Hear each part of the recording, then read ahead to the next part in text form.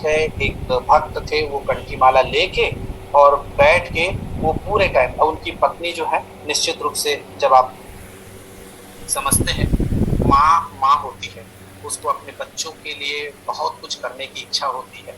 तो एक पत्नी रहती हैं, वो अपने पति से कह रही है, मैं इस शब्द को पढ़ रहा हूँ जिससे वो चीजें हम लोग रिलेट कर पाए कि हमारे जीवन के साथ ऐसी होती है।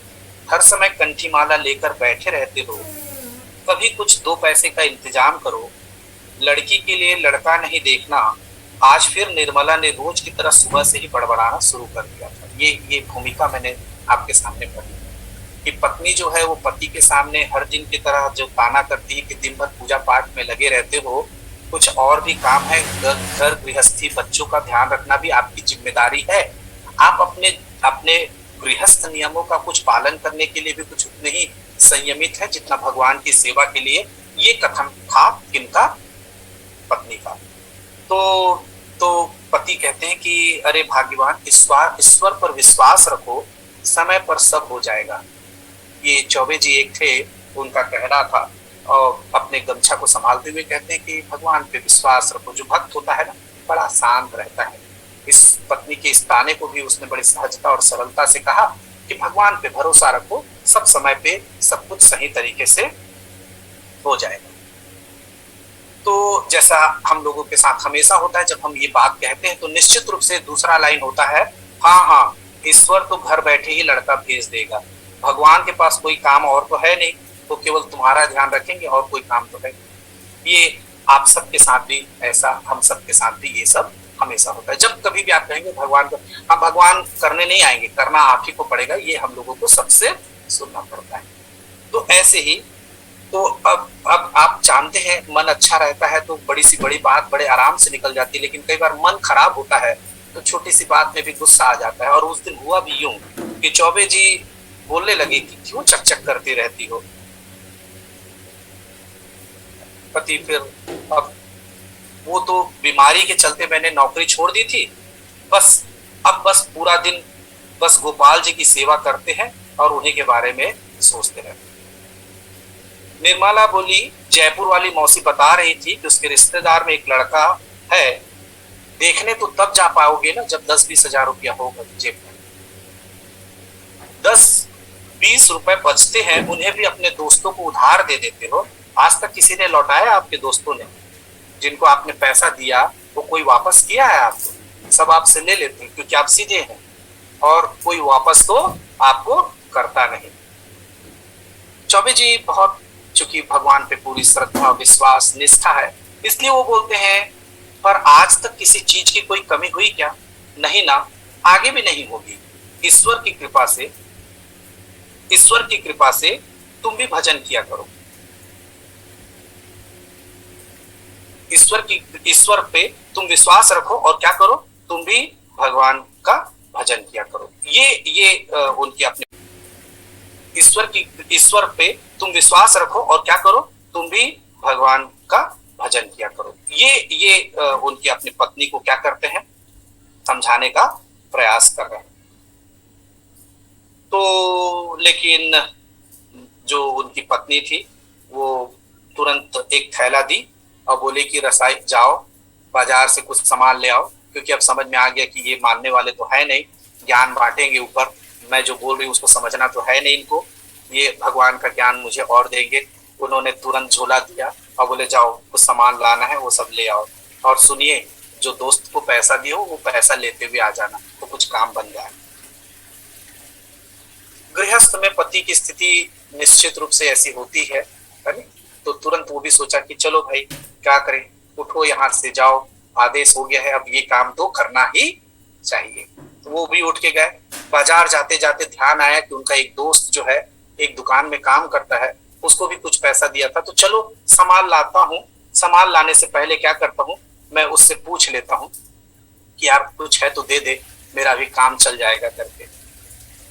और ये सोच के उस दुकान जहाँ पे उसका दोस्त काम करता था वहां जाता है वो, और वहां पहुंचता है तो जो मोहन लाल था उस दोस्त का नाम, वो जैसे ही देखता है चौबे जी को, बहुत खुश हो जाता है, उसको गले लगा लेता है और बोलता है, अरे चौबे जी कैसे आना हुआ, आज कैसे इधर आए आप?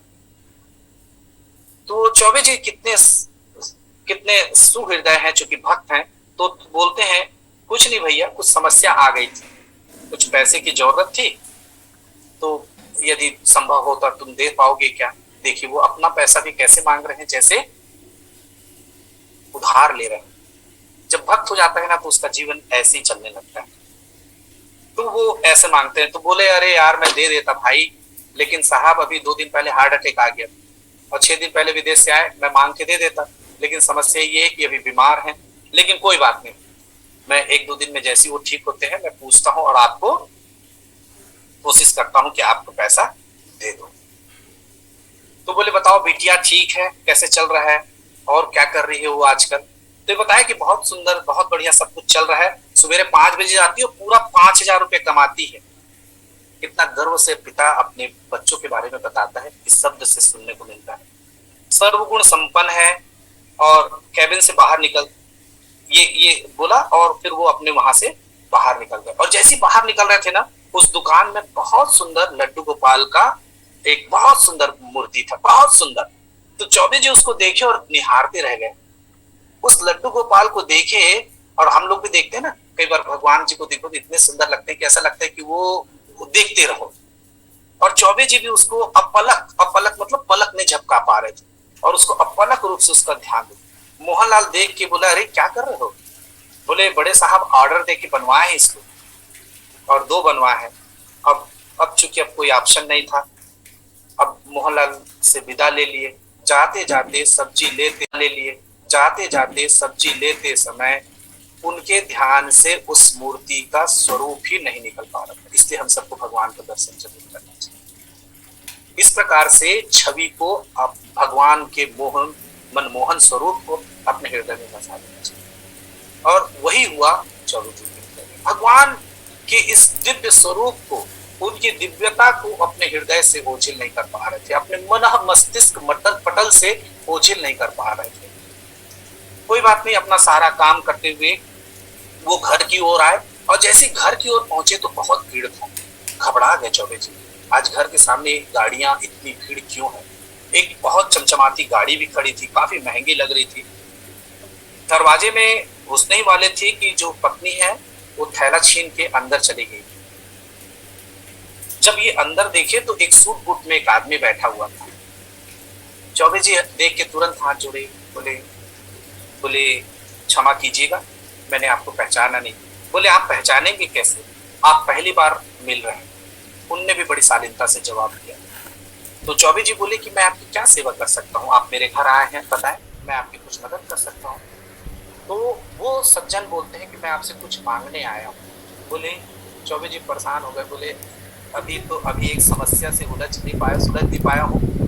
दूसरी समस्या मेरे मुंह में आए खड़ी हुई है, इनको क्या देना है, और फिर अंदर माता जी से भी पूछना पड़ेगा, वो तैयार होंगे कि नहीं तभी कुछ दे पाऊंगा। बहुत टेंशन में आ गए। लेकिन जैसा कि होता है, वो बताने लगे कि आज से 4-5 दिन पहले मैं सैर करने निकला था, लेकिन मेरे साथ एक दुर्घटना हो गई। मुझे अचानक हार्ट अटैक आ गया और मैं शरीर वहां पे जमीन पे बैठ गया, गिर गया। लेकिन उसी समय एक स्कूटी आके रुकती है और वो स्कूटी में और कोई नहीं, आपकी बेटी रहती है। मुझे उठाकर हॉस्पिटल ले जाती है और अकेले नहीं सकती तो गाड़ी से जाके कुछ लोगों को लेके आती है और मुझे अपने स्कूटी पे अकेले बैठा के मुझे हॉस्पिटल ले जाती है। यदि थोड़ा देर और हो जाता तो डॉक्टर कह रहे थे मृत्यु निश्चित, लेकिन समय पे वो ट्रीटमेंट हो गया। मैं उस स्थिति पे नहीं था कि बात कर सकता, किसी को मदद के लिए कॉल कर पाता, लेकिन आपकी बेटी बिना कुछ सोचे, बिना किसी झिझक के मुझे इस प्रकार मदद करती है और मेरे जीवन को अच्छा। मैं मांगने ये आया हूँ आपकी बेटी का हाथ, मैं अपने बेटी से। आज सवेरे ये चर्चा हुई थी ना, पत्नी इस बात को लेकर बड़ा नाराज थी कि घर बैठे कोई भगवान आपको लड़का भेज देगा। भगवान भेज देते हैं। हम लोगों को भी चौबे जी बंदे की जरूरत है। हमारे अंदर उस श्रद्धा समर्पण का भाव ना होना इस बात को इंगित करता है कि भगवान हम चाहते हैं तो भी मदद नहीं कर पाते, क्योंकि हम उस स्तर पे नहीं पहुंच पाते। एकदम भगवान जो है वो इस प्रकार से करते हैं। और ये बात तो सहज सरल और सामान्य रूप से है, लेकिन जो अब महत्वपूर्ण बात है वो अब आने वाली है। वो सब एक अपने सूटकेस से एक सुकून के लिए एक डिब्बा नींबू पाल देते हैं, जिसका स्मरण भाव पूर्ण रखे रहते हैं 24 और बोलते हैं ये सगुन का लड्डू गोपाल है, इसे मना मत कीजिए। और वो लड्डू गोपाल देखिए चिंतन स्मरण और भावावेश होने के कारण वो लड्डू गोपाल किसी भी स्वरूप में भगवान में स्थापित। इस प्रकार से उस छोटे से उपहार को जब देखते हैं जो कि वो शोरूम में देखे थे, जिसको कि उनके आंख से वो ओझल नहीं हो पा रहा था, और ये भी चर्चा कर रहे थे कि काश ये लड्डू गोपाल मेरे मंदिर में होते। वो लड्डू गोपाल स्वयं मंदिर में स्थापित होने के लिए किसी के माध्यम से आ जाते। तो इस प्रकार से ये जो भगवान है, हम लोगों को लगता है कि हम भगवान का ख्याल रख रहे हैं, वास्तव में